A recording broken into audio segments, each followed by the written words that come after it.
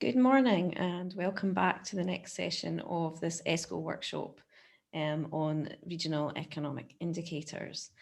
My name is Mairi Spowage. I'm the Director of the Fraser-Valdor Institute at the University of Strathclyde, and I'm also an ESCoE Research Fellow working on a number of different projects to improve regional indicators, including regional trade and regional input-output tables. I'm delighted to see so many people back for this session. It was a really interesting session this morning, and it was really good to see so much interaction from the audience. So it'd be great to keep that going for this session. So following up from some of my ESCoE colleagues who we heard from earlier this morning, I'm delighted to welcome two speakers from academia more broadly. We've got with us Dr. Marianne Sensier from the University of Manchester and Professor Raquel Ortega-Argilés from the University of Birmingham. So without further ado, I'm just going to hand over to Marianne to present her presentation on economic resilience of regions. Remember that you can ask questions through the Q&A box, and I can then invite you to ask your question if you'd like, or I can read them out if you would rather. But keep them coming in all through the presentation, and then we can put them to Marianne at the end of our presentation. Marianne, over to you. Oh, Marianne, you're muted. Sorry. Thank you very much, Mairi. So this work is joint work with Professor Fiona Devine, who's head of the Alliance Manchester Business School at the University of Manchester. And it covers a number of different papers and blogs that we worked on last year. And we're progressing the work on the kind of more sub-regional level data, which I'll present in this as well. So make sure I can get through. There we go. Right, so economic resilience to recession. Well, why is resilience important? It's really important how economies recover from a business cycle. And this is of great interest to central and local government policymakers. At the regional level, local authorities and devolved administrations need to understand the effect of the recession on their local area so that they can apply measures to mitigate the impact of the economic downturn and aid in recovery. Economic resilience is the ability of an economy to withstand or recover from an economic shock, and this could be a global event like the current coronavirus pandemic, or the 2008 financial crisis, a national event like the UK house price crash of the early 90s, or a local event like the closing of a factory. So this concept was worked on quite a lot by Ron Martin, and in 2012 he published this paper in the Journal of Economic Geography where he defined 4 dimensions of economic resilience to describe how a regional economy responds to a recessionary shock. So the first dimension is resistance. This is the sensitivity of the region compared to the nation during the recession. Second dimension is the speed and extent of recovery from the recession. Third, has the region gone through structural reorientation and what implications this has for the region's jobs, output and income. And fourth, the degree of renewal a region will undergo following the shock and the extent to which it renews its growth path. So from this, we've investigated economic resilience of UK regions in the run-up to the 2008 financial crisis, during the crisis and afterwards, and we analysed the dimensions of resistance, recovery and renewal for output, employment and productivity data, ONS data over 1998 to 2018. And we create an economic resilience scorecard, which could be a useful tool for policymakers to help them identify the least resilient regions that have struggled since the financial crisis and are in greater need of resources to help them level up productivity with the rest of the UK. Directing recovery policies to the places that need the most support now will help those least resilient regions emerge stronger from the current economic recession caused by the pandemic. So what we do that is different to Ron Martin's analysis is we apply a business cycle dating methodology to date turning points in the cycle. which are effectively our local maximum and local minimum turning points in the time series. We utilise the Harding and Pagan method from 2002, where this dating algorithm is in a Stata programme. And we have two phases where we go between the expansion phase and the peak ends this phase, and then move to a recession phase, which is ended by the trough, and then we move into the upturn. So we allow a window of about 3 years around the national recession dates for our regions to go in and out of recession. And we do allow the possibility of a double dip, where we have a slight increase in our variables, but then followed by a lower minimum trough point. So the ONS data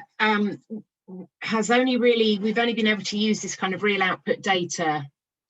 Well, obviously I've used real output data in the past, but I created it myself. But the ONS have essentially started publishing this regional real output data since 2017, which is a chain volume measure. And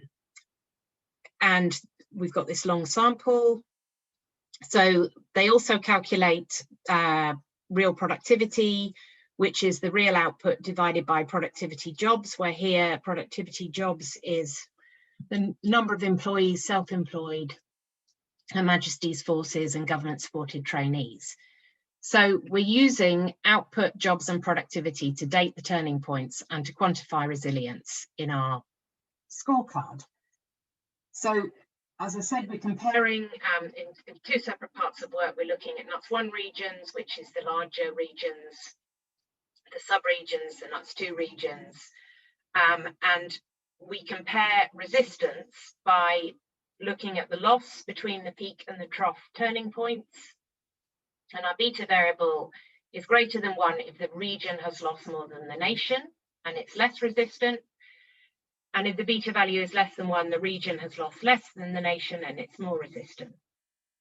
So to kind of operationalize this scorecard, we've put these dimensions into a kind of essentially a binary matrix where we ask these questions. If the answer is yes, we code it 1. If it is no, we code it 0.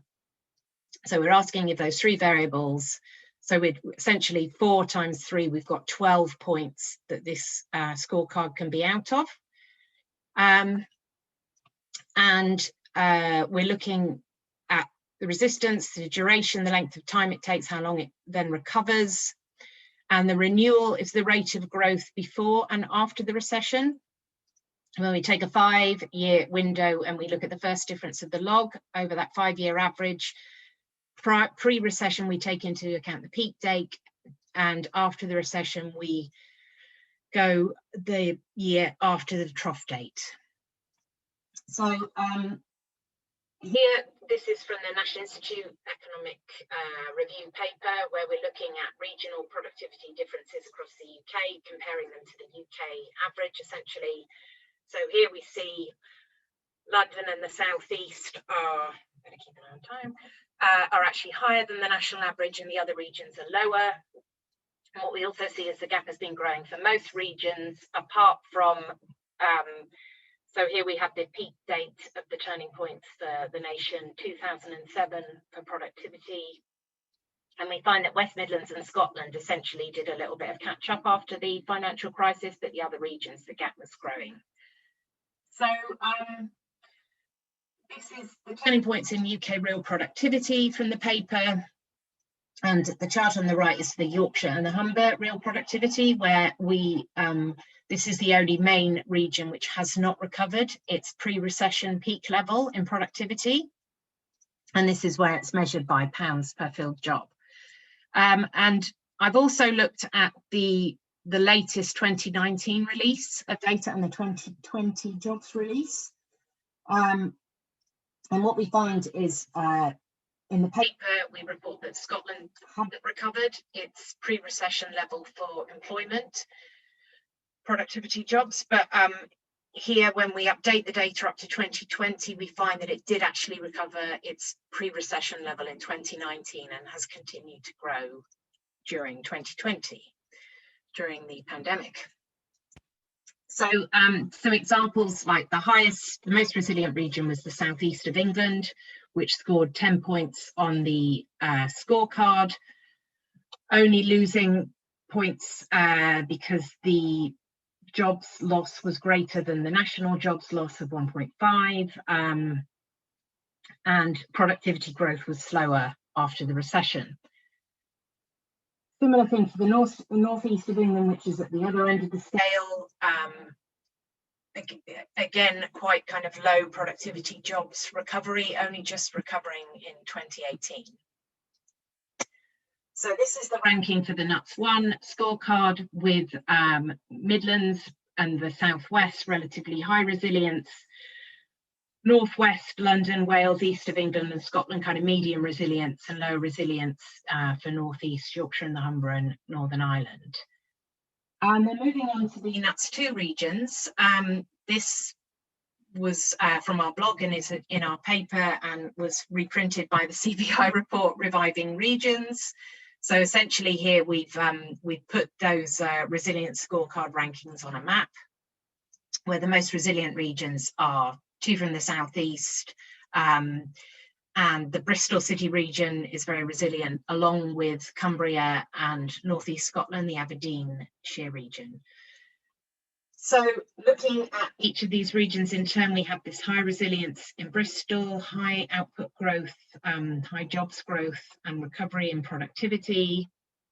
Manchester, we have this medium resilience, where we have this very kind of high jobs recovery, but this is not matched by the recovery in productivity. So we're assuming that there's kind of a larger increase in lower paid jobs, which essentially came out in Resolution Foundation analysis for the Greater Manchester Prosperity Review. There was this large increase in lower paid employment following the financial crisis.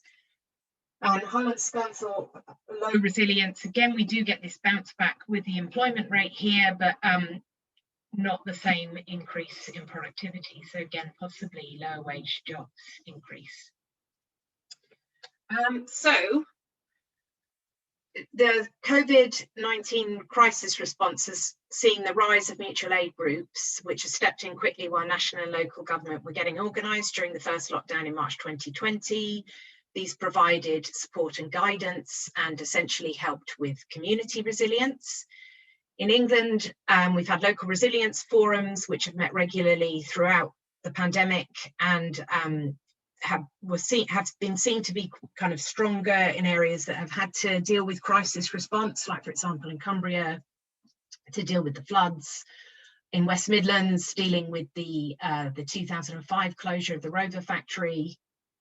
And then this kind of, the group that dealt with that were then employed, re-employed for the West Midlands Resilience Task Force during the financial crisis, and helped kind of with looking at the automotive industry and how they could be made more resilient, switching to kind of higher valued manufacturing activity, and helping firms in the supply chain. And what you saw is West Midlands had a quite strong growth coming out of the financial crisis. And as local economies recover from the crisis, can the existing networks and forums be built upon and used to redirect resources for reshoring manufacturing capacity to help with health and public service responses in preparation for future crisis? So that's a question I'm posing. And COVID recovery policies, what could we, various responses to the pandemic should be directed at strengthening the places that I've highlighted have had the lowest resilience in recovery from the 2008 financial crisis. England's levelling up strategy should include measures to enhance firms' capacity, particularly those rooted within communities, to strengthen resilience of these communities further. And green innovation vouchers could be offered, which essentially this is from some literature looking at how Stuttgart recovered from the financial crisis, because if you look at Germany, it barely kind of registered a downturn in the financial crisis, but certain regions were really hit, like the Stuttgart region, which was a very intensive manufacturing region. And they offered green innovation vouchers to the automotive industry there to help them kind of change their products and processes towards electric vehicle production. And this essentially helped the region rebound very strongly, along with the Chinese market, export to the Chinese market. So also investment in education and skills for all age group, and especially young people, to avoid the scarring effects is really important, as this has been a major disruption to the labour market, which still, you know, we haven't really probably seen the effects of because of the furlough scheme still being in place. So policies for levelling up economic resilience.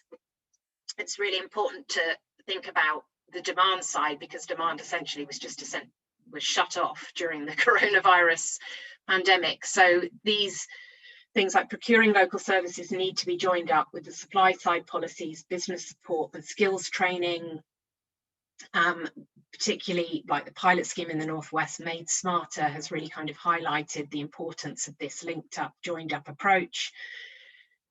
There's the possibility of starting cooperative and social enterprise development networks, alternative forms of company structure, because these are purpose-driven companies and not profit-driven.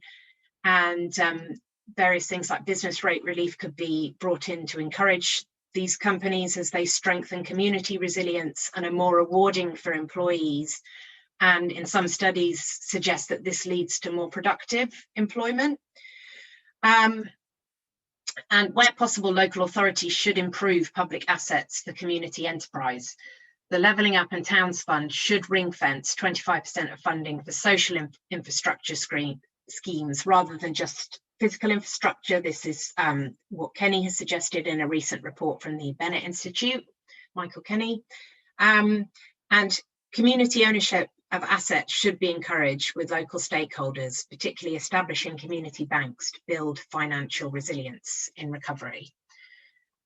And here's further reading if you're interested, papers that have been published, blogs,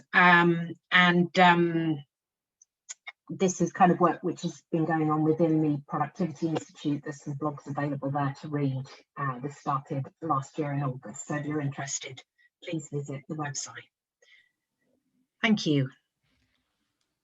Thanks so much for that, Marianne. Really fascinating. And as ever, seeing it displayed on a map like you did is really powerful, and it's really interesting to see the different areas that were deemed as more resilient. So get your questions in for Marianne through the Q&A function, and if you wish, I can invite you to ask them. But just sort of taking chair's privilege, if you don't mind, Marianne. Really interesting analysis. I suppose I was struck by some of the areas that were resilient through the financial crisis, but have maybe either been hit by other crises since, or maybe have been particularly adversely hit by the COVID crisis. So perhaps they weren't badly hit, or they were quite resilient through the financial crisis. But for example, we've seen quite a large impact on payroll employment in the Northeast, for example.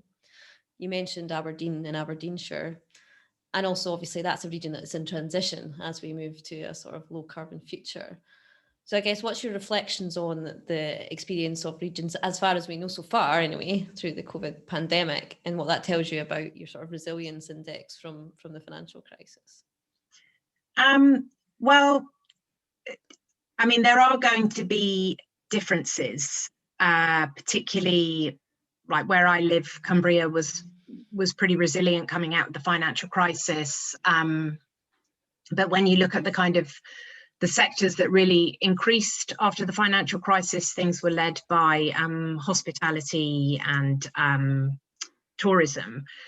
Those obviously were kind of devastated earlier on. Really, lots of places didn't have a summer season last year. So my point is that the places that were kind of least resilient to the financial crisis after 10 years of austerity will be even less resilient, because public services have been cut and all the rest of it. And, places that have relied on low wage employment, like hospitality and tourism, won't have the same capacity to recover because the demand's not been there. I mean, places in transition like Aberdeen, obviously, it's really down to government policy. We have seen Boris Johnson's 10-point industrial revolution, yes, industrial revolution, I think he called it. And not really, we've seen the rhetoric, but we haven't really seen the policy action behind it. And, you know, serious policy efforts need to be made to transition people out of the kind of fossil fuel industries and into sustainable green jobs. And unfortunately from this government so far, we've seen kind of stop-start type policies with the green homes refurbishment deal. You know, people are just about getting their businesses certified so they can go out and make homes more greener, and then the scheme got cut. So, you know, there needs to be a consistent policy approach. There needs to be resources put ready for areas to face those transitions. And where there's a lot of people still on furlough in the industries which haven't properly opened up yet, there needs to be some serious planning for how people are transitioned to the kind of jobs of the future, which, you know, we're being talked about all the time. You know, even HGV drivers, there's 100,000 of those needed. It was talked about on the news, but you can't just get anybody to get into an HGV. You know, how many further education colleges are teaching that kind of course? I don't know, but there needs to be kind of better links between different parts of government, and particularly this kind of the joining up the local area more with the central government, less of the kind of top down and more of the bottom up approach, I'd say. So yeah, absolutely. And I was going to ask you what the role of different levels of government was, but you touched on it there, about the barriers that there can sometimes be about different levels of government working together. We've got a question from Sanjeev. Sanjeev, would you like to come on and ask your question?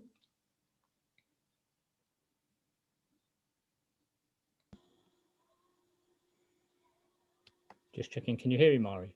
Yes, I can. Thanks, Sanjeev. Thanks for that presentation. I agree with Mairi. Your charts are quite powerful, clearly drawing out the differences in the regions. One of my concerns is COVID-19 is masking a lot of issues with Brexit, and sometimes it's very difficult to either separate them or even get the attention. So you just have to read the FT or the Economist or whatever, and you're seeing big companies changing their models.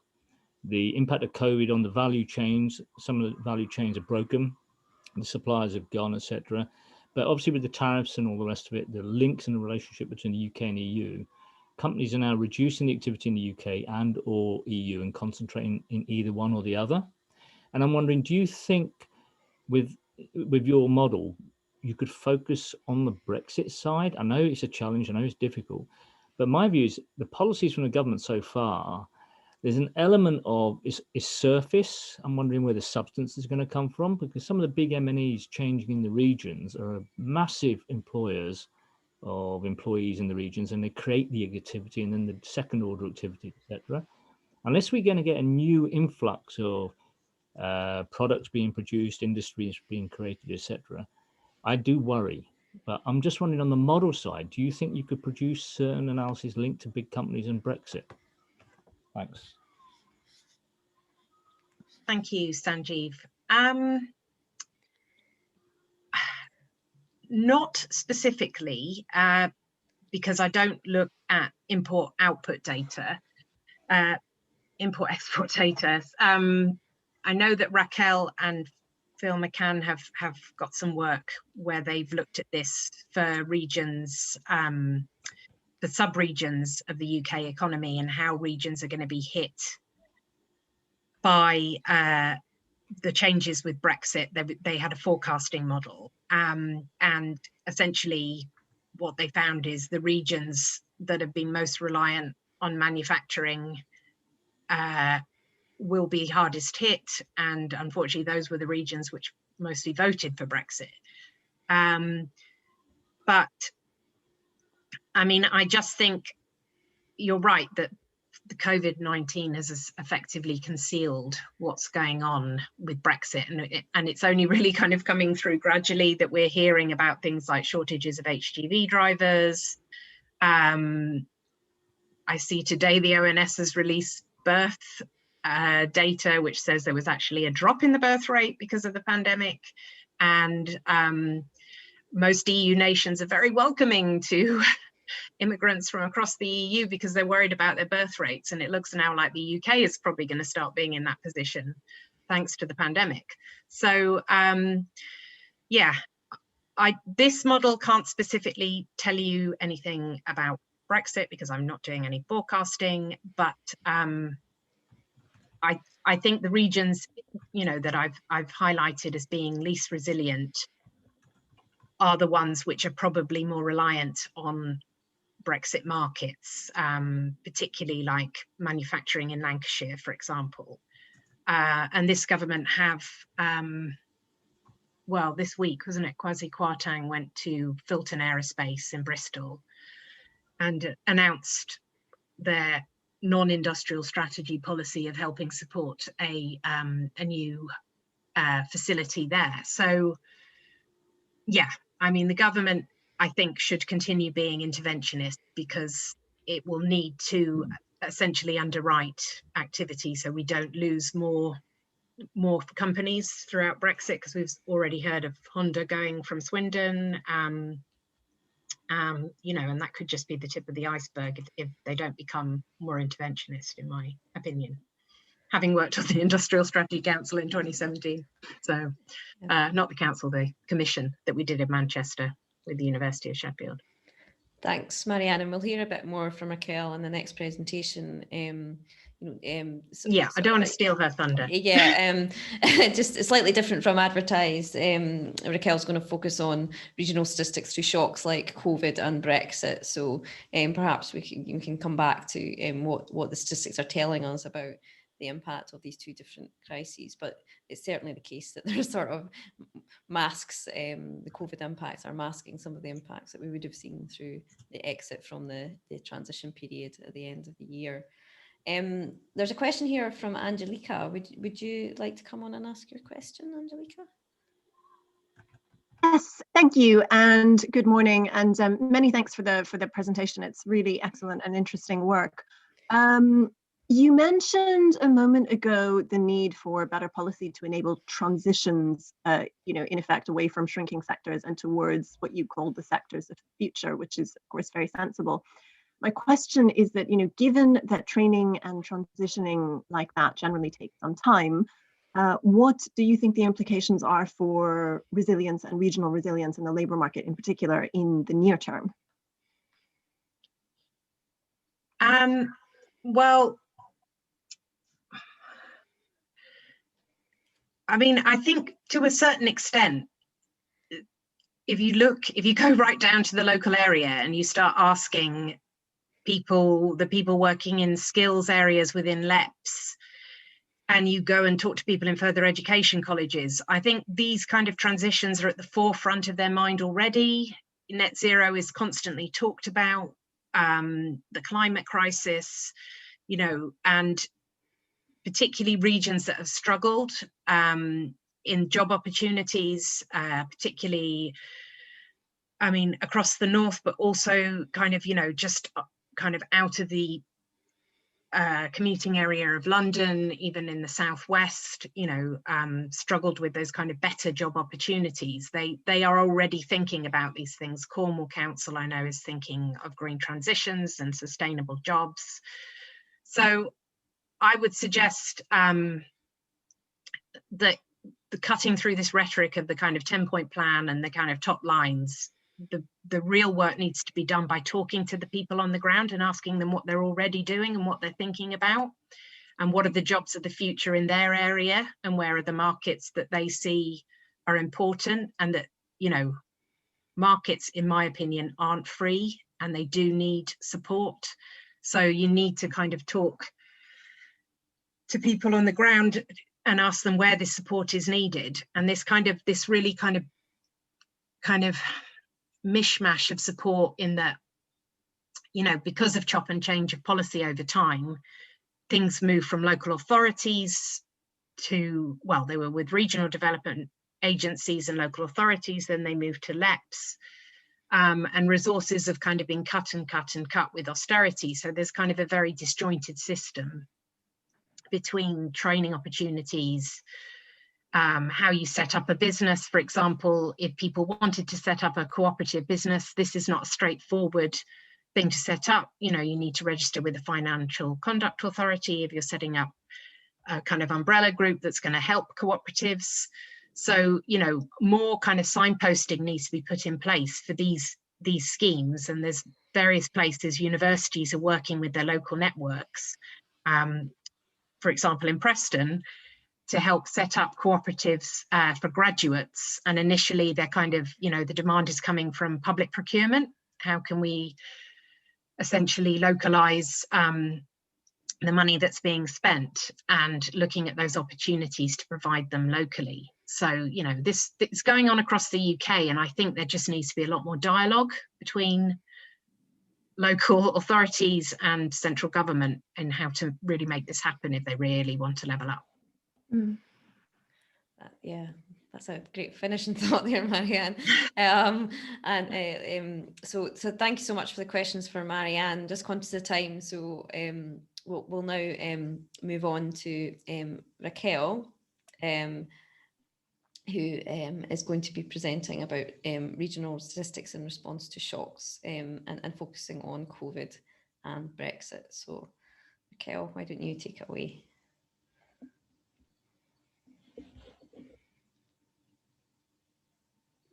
Hello, everyone. Can you hear me and see my presentation? Perfect, Raquel.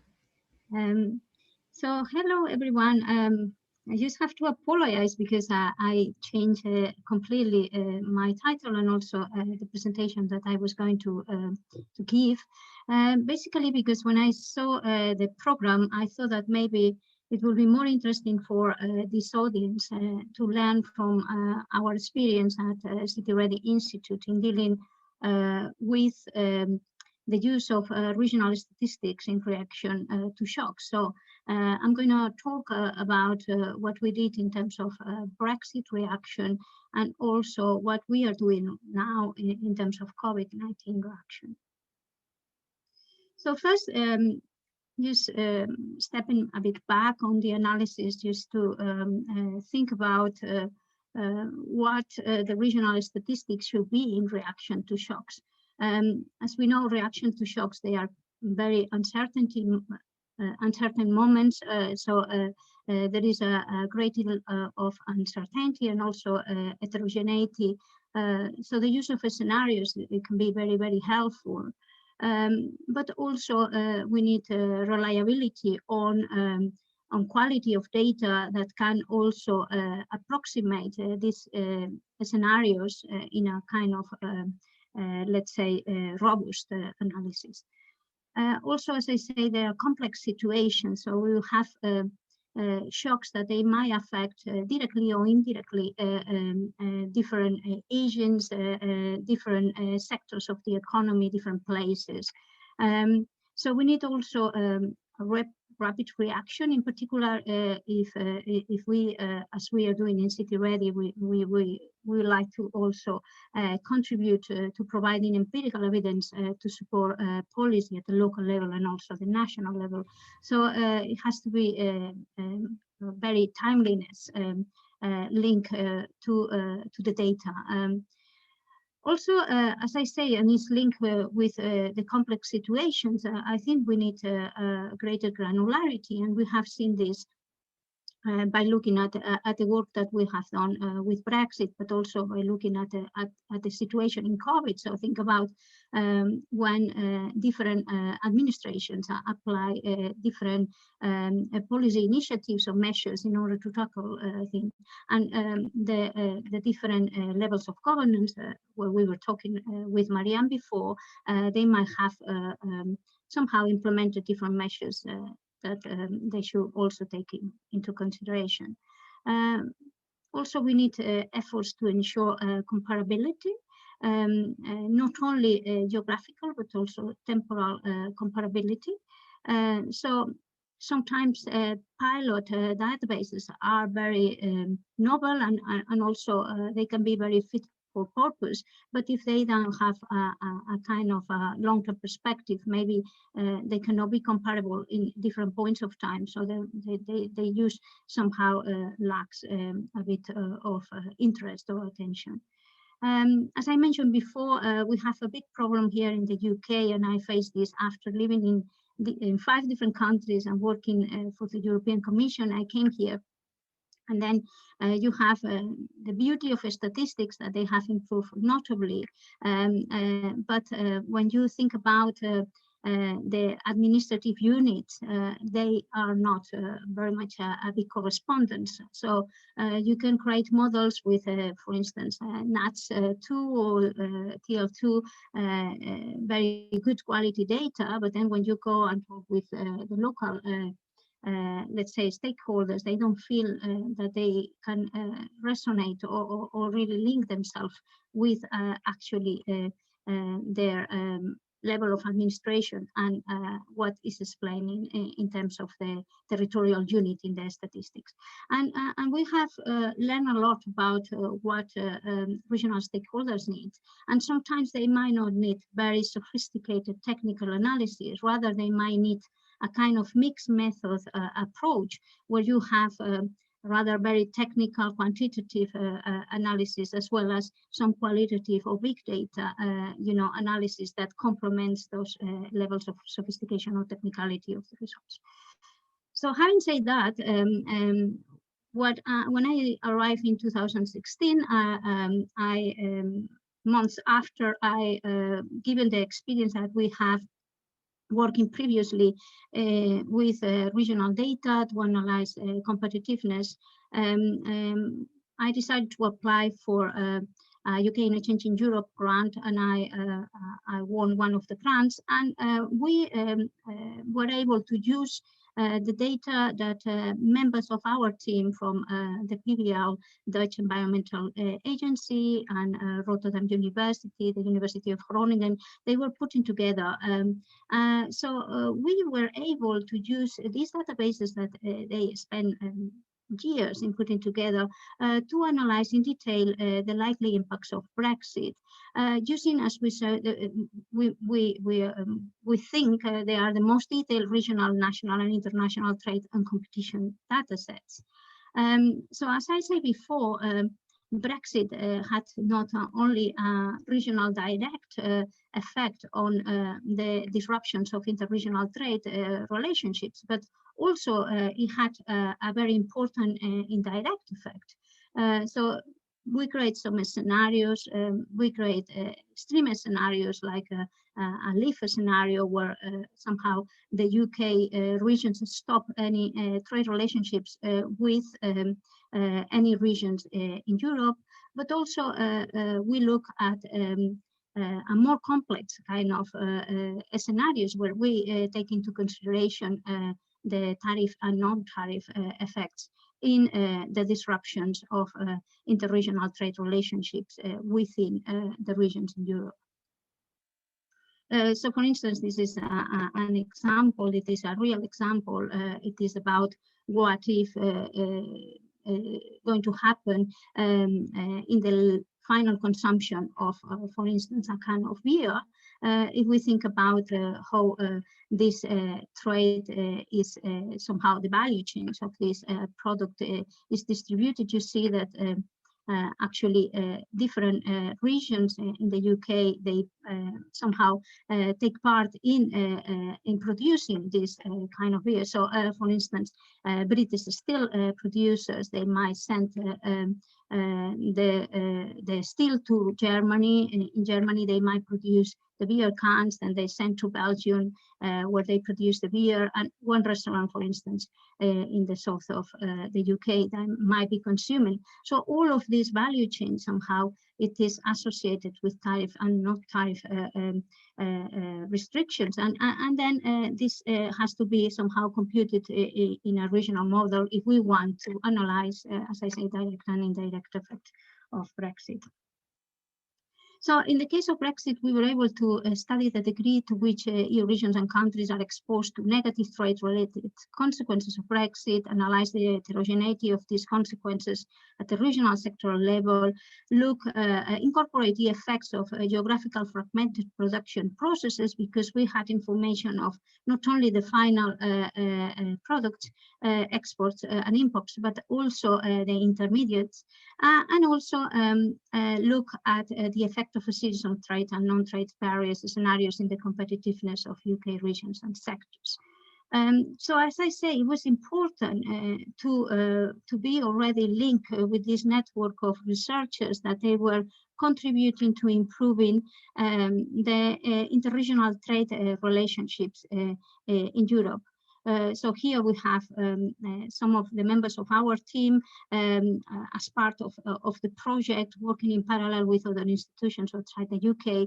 They were constructing the global input-output database, the EU regio, with regional detail for Europe during 2000-2010, and then the extensions of the supply and use tables with consistent train flows for covering the period to 2013-14.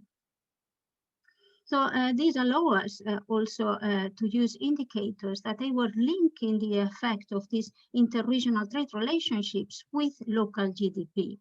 So we could see how much, how exposed regions in the UK and also in Europe were to any changes on these interregional trade relationships. So as Marianne was mentioning before, those areas who were more diversified in terms of trade with other parts of Europe, they seem to be the more affected. So areas such as Scotland or London, who had a less diversification in trade, they seem to be the ones that they were more resilient to any kind of Brexit scenario. Areas who were more, as Marianne was mentioning before, were more with an industrial structure closer to advanced manufacturing, where the value chain is more intertwined, they were more exposed, rather than areas such as London, who was more based on services with less, let's say, sophisticated value chain. It was less exposed. Also, as I say, with this supply and demand extension of the EU region, we could also look at different tariff and non-tariff scenarios, and look at how the production cost increases and the competitiveness might vary because of these different scenarios towards Brexit. Okay, so after looking at looking at this experience of Brexit, at the same time, we were trying to construct a model in City REDI, and this model was supposed to be focused on the West Midlands. However, we decided that due to the beauty of the interregional trade data that we had, and also, I say, the new releases by the ONS on regional statistics, we decided to create the socioeconomic impact model for the UK. So this is a regional impact, interregional EU model, or multi-regional input-output model that it takes into consideration, or it allows also to look at the interregional inequalities in the UK, and also looking into different, for instance, trends in the or the effects, or let's say the disparities or the heterogeneities in labor markets and demographic evidence.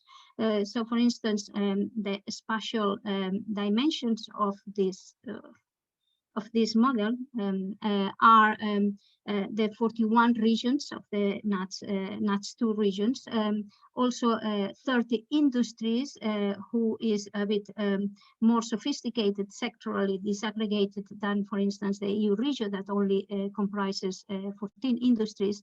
And the temporal dimension is also covering year 2016, who is a bit closer than the original EU region model, but only covers, of course, the UK.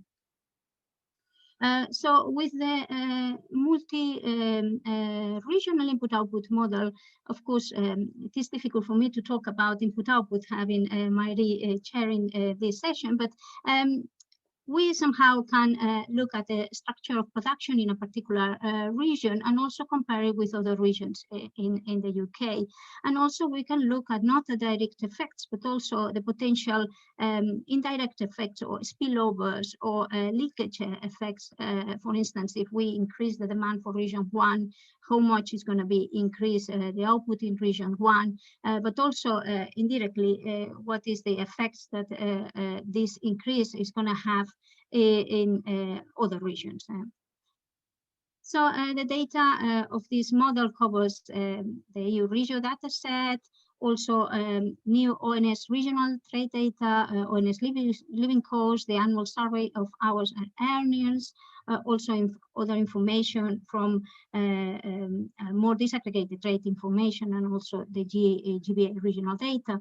And the potential users are regional structure analysis, regional and interregional impact analysis and forecast, trade effects and commodity distributions, regional labor and occupation effects, and of course also extensions that we are now performing on looking introducing the household model and also the labor model. So in the case of COVID, we have been looking at different, let's say, aspects of COVID. So the fact of the value chain disruptions, the reduction of mobility, the fact of working from home, also the fact that there is an unequal demand for industrial products and services, high regional heterogeneity, and unequal national, regional, and local lockdown measures, and how this might have an effect. So we have created, André Carrascal-Incera, our modeler, created a series of blocks trying to look at the different scenarios, and also looking, of course, at the West Midlands region, as we were also providing this evidence to the local stakeholders. But also we decided to use other, let's say, new data releases and mixed method approaches, such as we have been looking at the COVID-19 wave of the UK Understanding Society, or the releases on ONS in the excess deaths that provides us better granularity, or other data such as the furlough schemes and things like that. In the case of the UK Understanding Society, with one of the PhD students at the Institute, we are looking at the COVID effects on labor effects on gender, also the COVID effects and the teleworking, or the COVID effects on household and childcare responsibilities, and how might have affected different parts of, for instance, to be furloughed or to somehow be laid off from. What are the limitations? Well, the limitations are that this is just cross-sectional, is the wave of the April 2020, and it's also an ATS1 level. So, of course, for regional scientists, probably this is something that it could be improved, and also we are somehow asking for having other waves where we can just look also at how during COVID this situation has somehow changed. Also, what we are doing is looking, using this new data on the deaths and the excess of deaths, and taking into consideration the complexity of the COVID shock in terms of the environment, the geographical environment, but also in terms of the institutions and the quality of the institutions and the type of decisions. We are also performing econometric multi-level approaches to examine how the country geographical and institutional features might have shaped the interregional spread of COVID and might result in different local deaths rates in Europe. So we are looking at how to explain the regional mortality rate, explaining or using different determinants at different geographical levels. So using OECD data sets and other data sets, we can somehow look at different dimensions of this excess of deaths in OECD local areas and incorporate with multi-level approaches determinants at different administrative levels. So here we have sometimes measures were taking place at the tier 1 national level, but at the same time in other countries where the measures were more place-based. So finally, I'm just also bringing here for the discussion if big data might be the new normal, because big data is always there, you know, it's very timely. It might be also novel. It might also complement other data, so it can, we can create indicators and incorporate them in econometric analysis. It might provide granularity, so it's a bit what Sanjeev was doing, it's a bottom-up kind of approach, and can be adapted somehow for any situation. So last year we received an award by Facebook to look at the impacts of the digital economy on regional inequalities, and we are using different kind of machine learning techniques to create some to proxy the footprint of the digital economy, using also advanced econometric analysis, spatial multi-level analysis, panel data econometrics, to evaluate the impact in different places. So our project investigates the ongoing digital revolution and how it is affecting differently regional economic paths and the industrial landscape. And this is a joint research work with City REDI and also the University of Bristol and the Alan Turing Institute.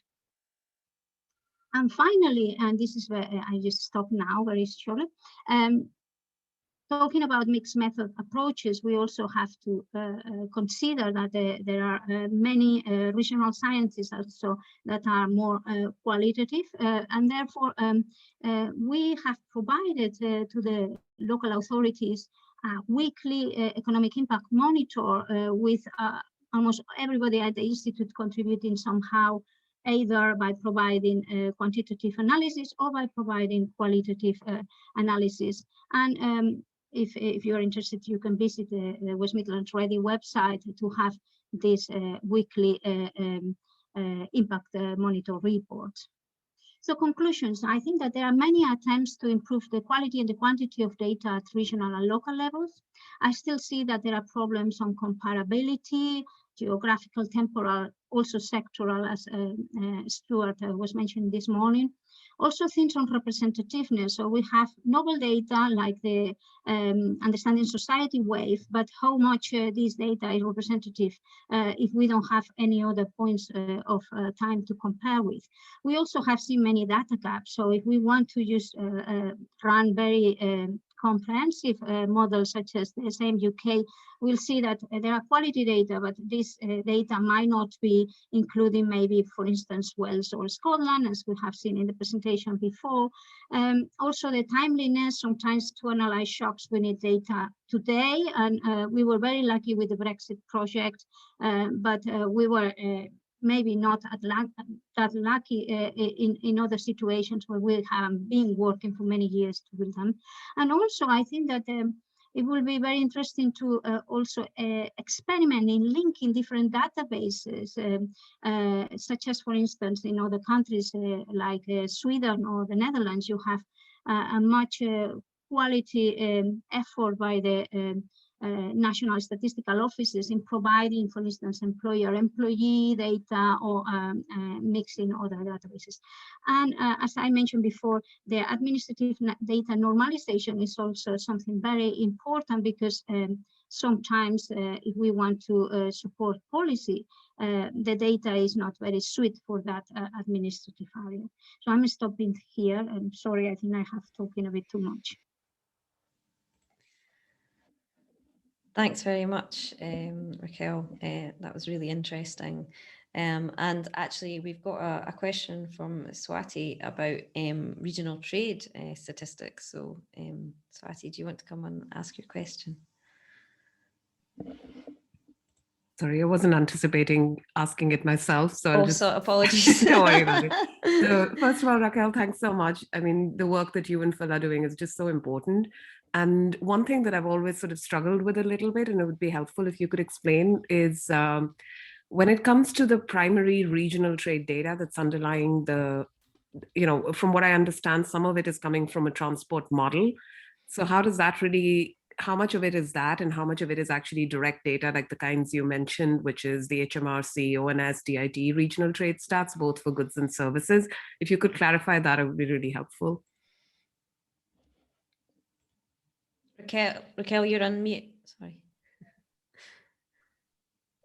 Keep doing that mistake again and again. Yes, I think that the data on transport, I think that has been very much improved in the next, let's say, I have something coming out of my screen now. In the next extension of the EU region, there is a new working paper, and also the supply and demand tables that covers also 2013, 2014. They have improved what they say the consistent or robust trade flows. I think that the improvement of the EU region came also, and it was very important because of the combination of introducing not only manufacturing trade relationships, but also services.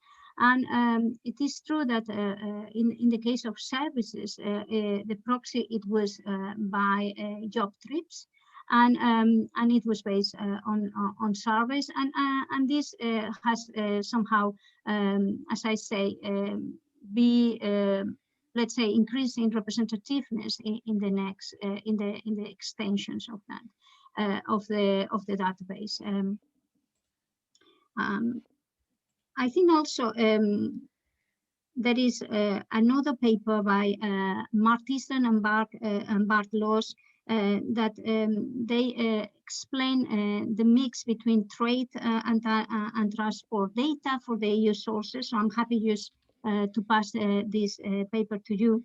And also links national trade flows with regional input-output data across Europe. So I think during the ESRC project, it was a lot of effort to try to be more transparent, putting together those technical reports to somehow link the analysis that we were doing with a better description and more transparent description of the databases. So I'm just happy for you to have a look at them. I think I put a picture of them, but I'm happy to send you more information if I haven't answered your question. Yeah, thanks for that, Raquel. Obviously, yeah, I mean, there's a challenge in the UK when we consider trade statistics and the coherence between the different sources that are produced by HMRC and ONS and whether they're product or industry. And I know DIT and ONS are doing a lot of work to try and think about how more consistent statistics could perhaps be produced that are more coherent, particularly when we're talking about them being consistent with the national accounts. But also to ensure that they cover both goods and services and from all industries. So it is a bit of a challenge. And obviously work like the work that Raquel and others have done across Europe to try and find ways to estimate these flows is really helpful in thinking about how we could model these flows. But there is more that needs to be done on investment in regional trade statistics as well within the UK. Which is a huge focus, and we'll probably hear more about that later from the members of our panel who are coming from ONS and DIT and the UK Statistics Authority. So it'll be really interesting to hear from them about the prioritisation for that. There's just a question here that I'm going to ask Raquel about. You mentioned, the issues, the problems of comparability, of representativeness, of data gaps, and there's the issues around the granularity in terms of geography, but also in terms of industry.